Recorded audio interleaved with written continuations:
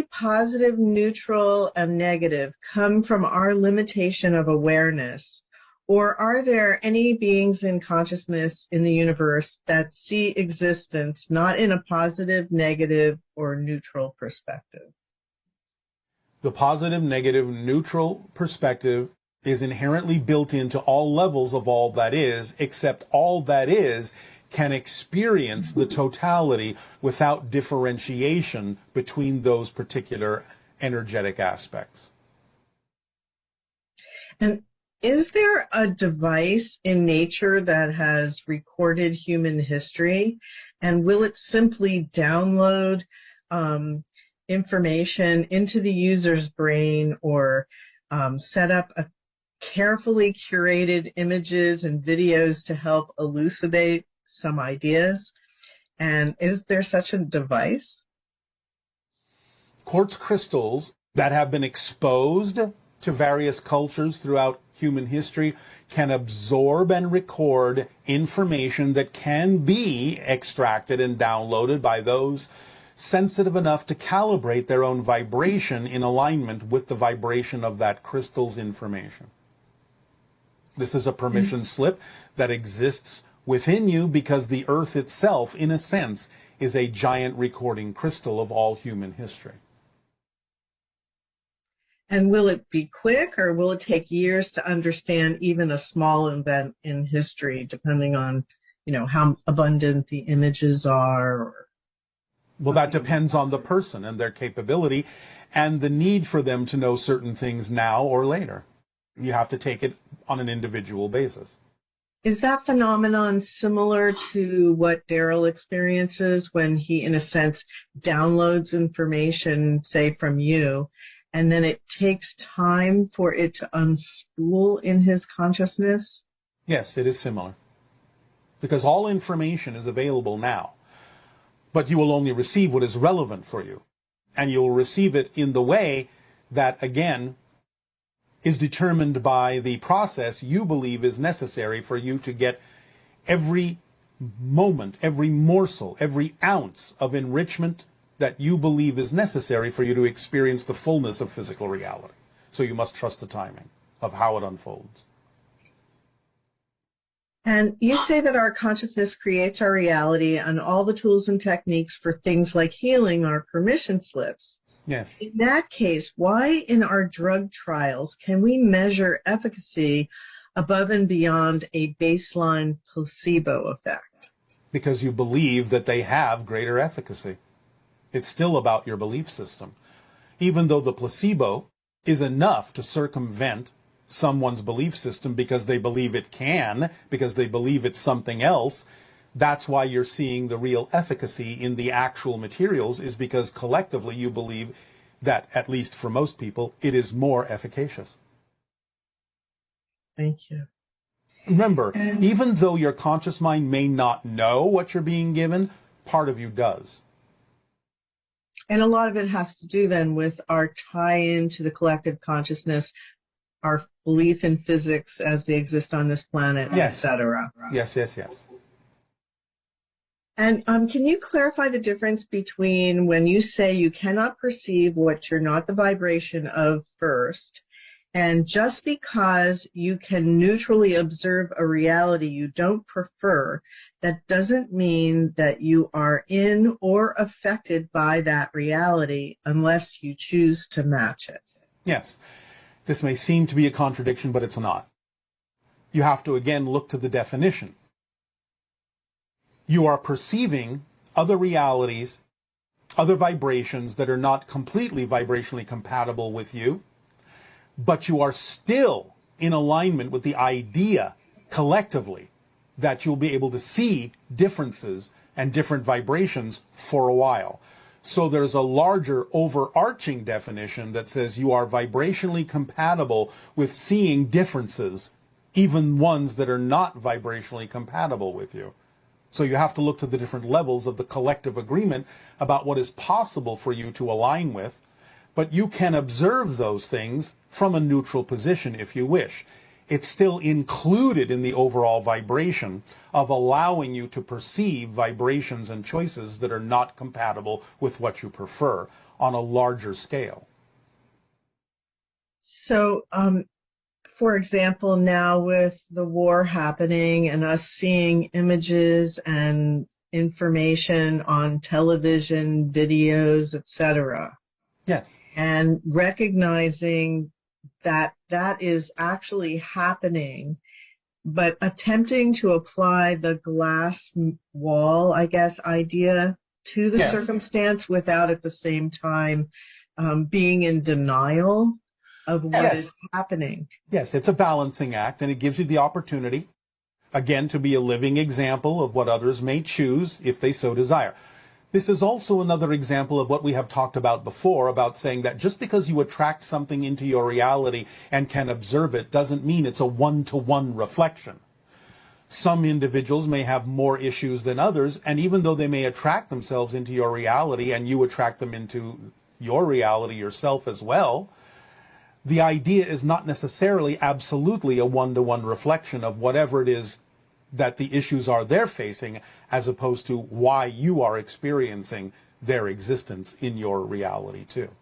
You can have a representation of things in your reality that isn't necessarily reflective of the fact that you have the same issues that you're observing, but you're willing to observe them for a variety of reasons. So your vibration is equal to that, and therefore you are equal to the vibration of observing these things, but that doesn't mean they're all your issues, literally.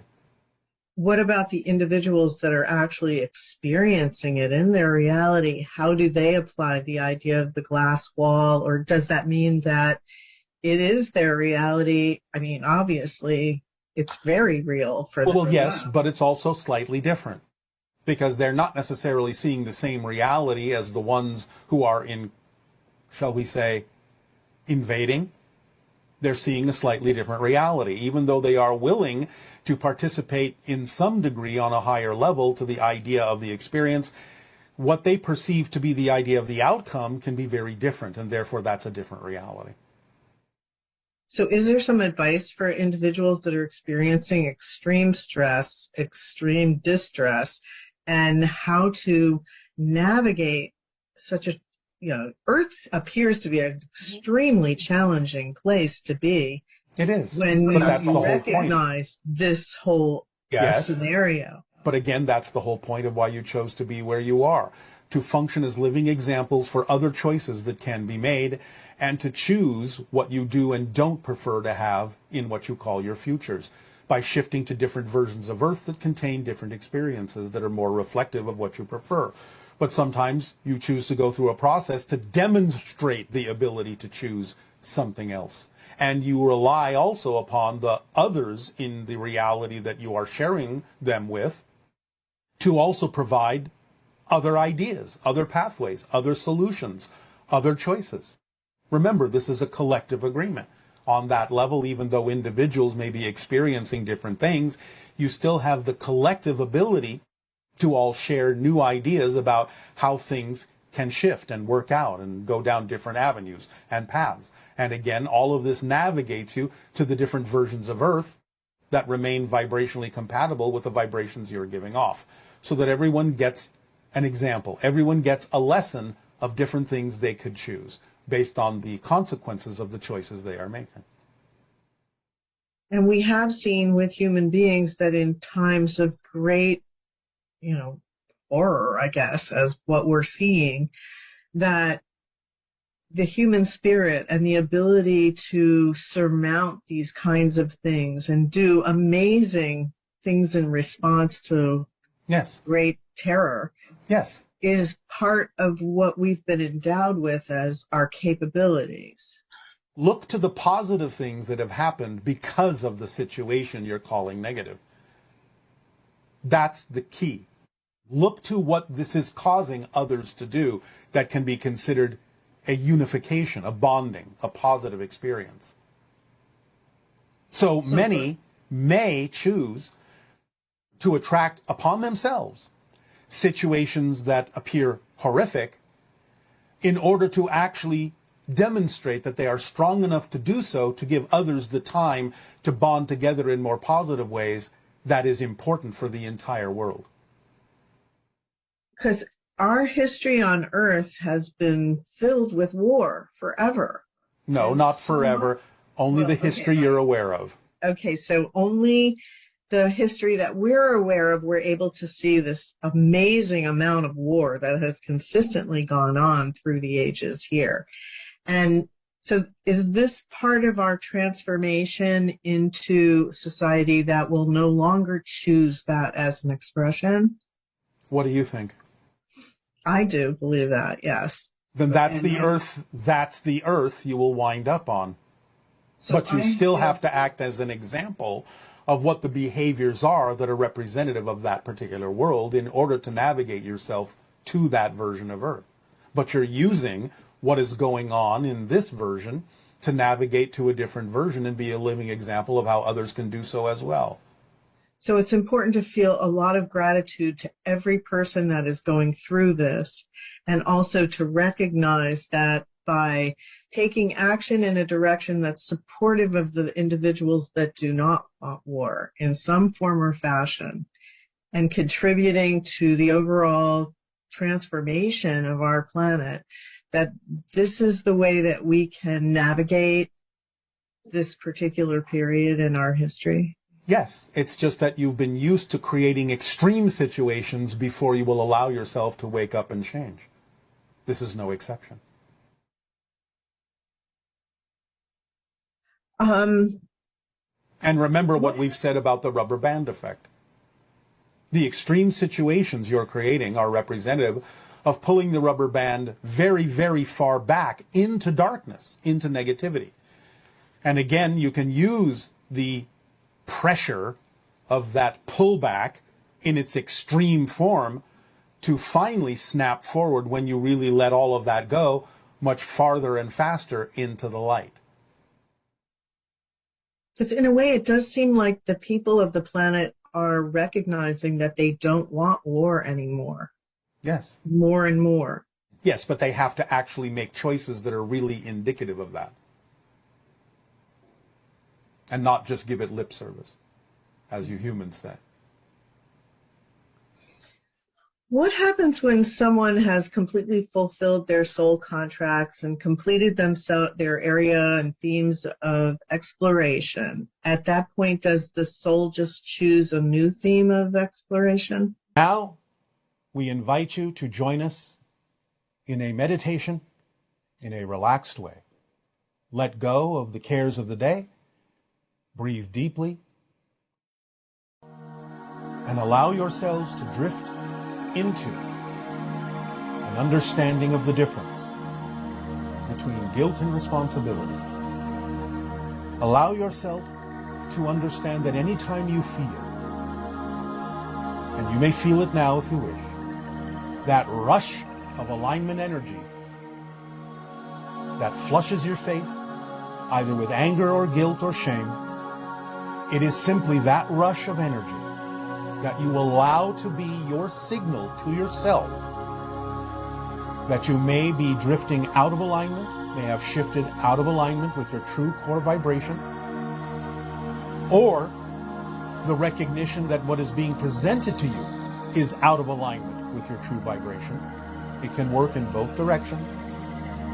But should you judge yourself or what is being presented to you in a negative way from that point forward, is when it then evolves into, or perhaps we should say devolves into, either anger or guilt or shame or accusation or any negative act that causes separation, even though it may be an illusion, the feeling of segregation and separation, the feeling of disconnection. Use that feeling of misalignment, disconnection, to inform yourself that you are experiencing just a rush of energy that represents the potential for misalignment, and allow yourself to go into and accept within yourself your ability to respond, which is always there, as opposed to reacting negatively. Remember your ability to respond to every situation as fundamentally neutral, giving it the definition that you prefer, that works for you. As you breathe into it and accept it as an opportunity to realign yourself or to clarify for yourself what it is that you do prefer in life, what your alignment is all about. Recognize it simply as that energy that lets you know that something that is either within you or being presented to you does not align with who you are, does not align with your true core frequency, your true vibration as a representation, as an expression, as a reflection of all that is. And allow yourself to use it as a guiding system in a positive way, to know that you will always be self-correcting, that you will not lose yourself, because you will always have this ability to feel that rush that lets you know that something is going in a direction you don't prefer. To state your case and stand your ground in your truth, whether you change your mind later or not, that's not the issue. It's what you are right now that allows you to examine yourself and to know what is true for you, but with the openness and the willingness to find out that something different may be true for you at another time and in another place. Just breathe into the idea of the rush of alignment energy. Just feel it for what it is. Don't judge it so it doesn't turn into anger and hate. Don't judge it so it doesn't transform into guilt and shame. Don't judge it so it doesn't transform into attack and accusation. Just feel that rush and own it as the mechanism and the device that lets you know something is not true for you. And take responsibility. Take the ability to respond, to investigate, to examine in a neutral way, so that you give yourself the opportunity to figure out and find out why this occurred, what is going on, what your relationship to the circumstance and situation actually is, and use it to your advantage to center yourself and to walk your path, your true path, for whatever that may mean right now, staying within integrity, allowing yourself not to need to push or force, but to flow back into alignment with yourself, and to recognize and to discern what it is that's happening, so that you know what actions to take and what decisions to make. Breathe into it. Accept that rush of energy. Do not define it in a negative way so that it doesn't become anger and hatred and guilt and shame and accusation and mistrust. But just know yourself and know that you have this corrective mechanism, and breathe into it so that you can use it to your advantage in all the ways that grant you a positive, loving, nurturing, expansive experience of knowing yourself more and more clearly every moment and every way as a reflection of the infinite, as a spark of divine light, as all that is, experiencing itself in a rush of self-realization, in beauty, in creativity, in art, in song, in wonderment and curiosity, in exploration of your true being, of your true essential self. And celebrate and congratulate yourself for using it in this way, so that you know you always have this mechanism, this energy of alignment within you, to keep you squarely aware of your path, the path that you are, so that you may walk in grace and graciousness. Take a deep breath and make it your own. Let yourself experience the rush through you in every cell of your being, and feel the appreciation and gratitude for that experience, for it aligns you and reminds you of who you are, who you truly are. And that is something to celebrate and be grateful for and deeply appreciate. Breathe it in and transform. Use it to your advantage. Take responsibility and express the ability to respond in the way that you prefer. so that it becomes part of you, so that it becomes natural in you, so that you accept it as something that is of great assistance and great clarification for you.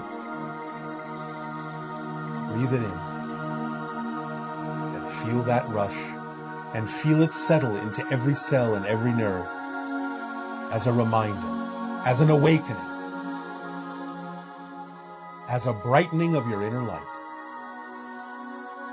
And then let it cool down so that you may know yourself more deeply, more truly, more lovingly, more supportively, so that you may move forward with energy and purpose, so that the driving engine can propel you through life along the path of least resistance, so that you become in love with who and what you are and all that is. Breathe it in and let it out. Your ability to respond, your ability to choose, your ability to know yourself. These are your greatest treasures. Spend them wisely.